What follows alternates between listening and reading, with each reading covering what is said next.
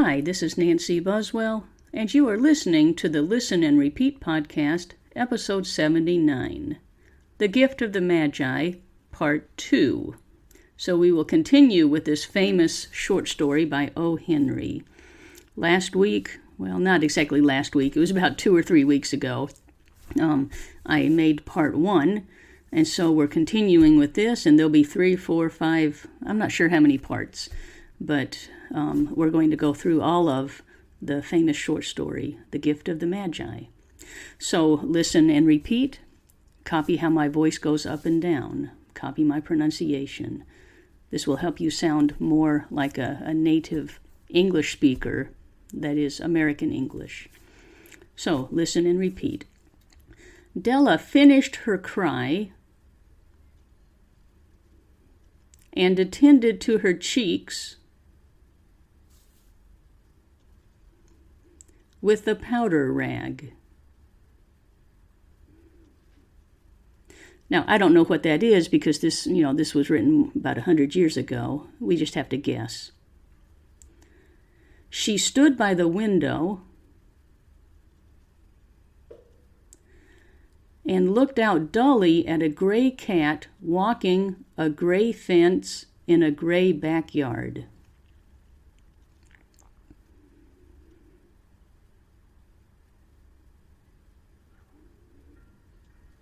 Tomorrow would be Christmas Day.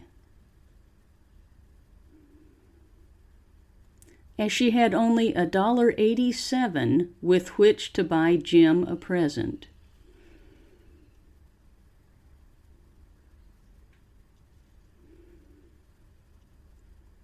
She had been saving every penny she could for months.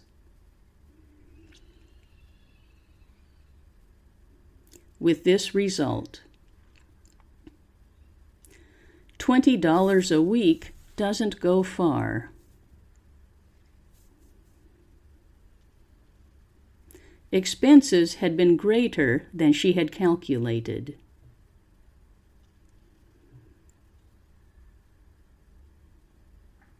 They always are.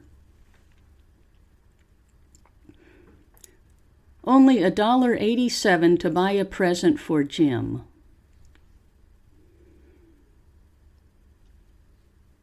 Her Jim. Many a happy hour she had spent planning for something nice for him.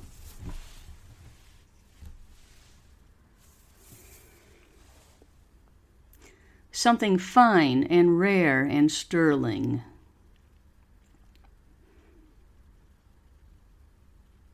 Something just a little bit near to being worthy.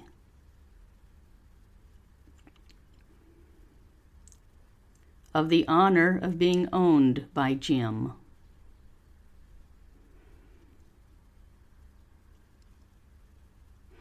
There was a pier glass between the windows of the room.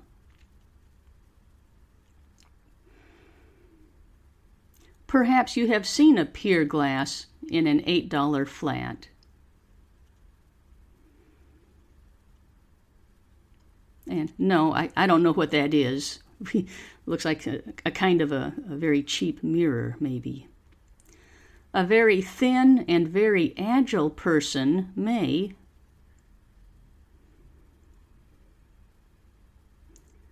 by observing his reflection in a rapid sequence of longitudinal strips, obtain a fairly accurate conception of his looks.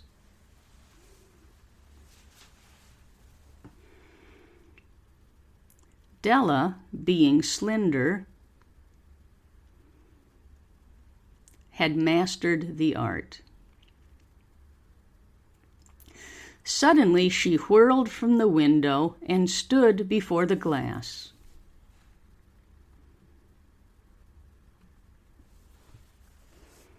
Her eyes were shining brilliantly.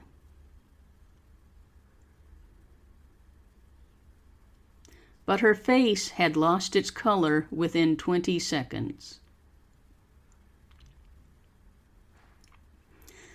Rapidly, she pulled down her hair and let it fall to its full length.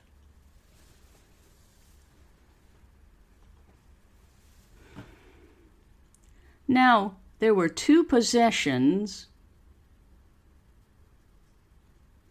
of the James Dillingham Youngs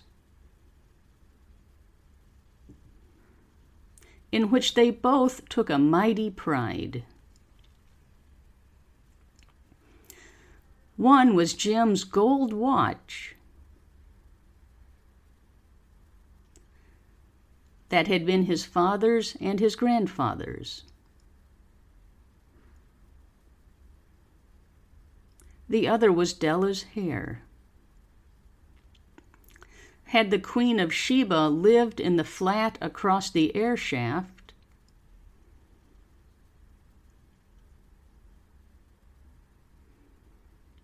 Della would have let her hair hang out the window someday.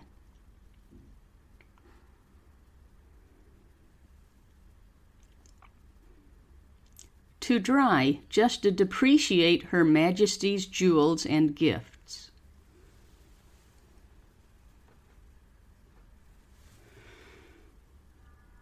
Had King Solomon been the janitor,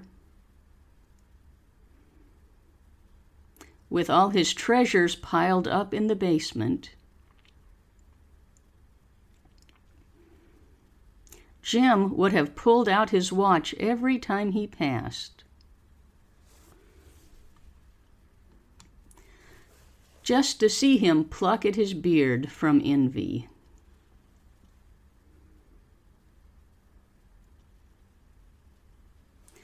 So now Della's beautiful hair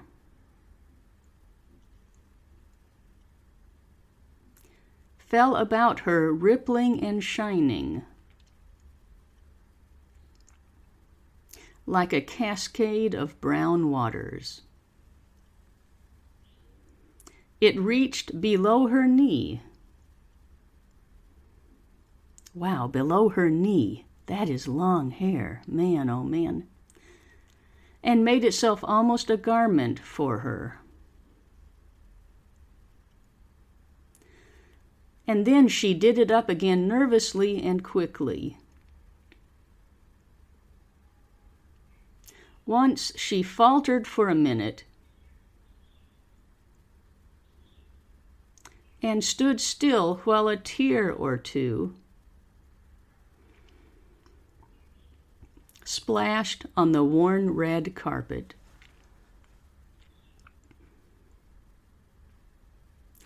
On went her old brown jacket.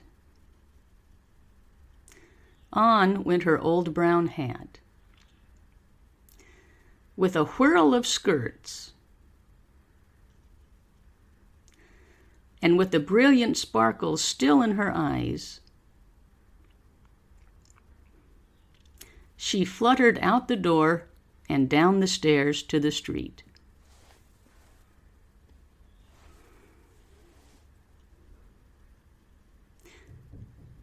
And we will continue this story hopefully on Monday. My intention is to put out the Gift of the Magi on Mondays.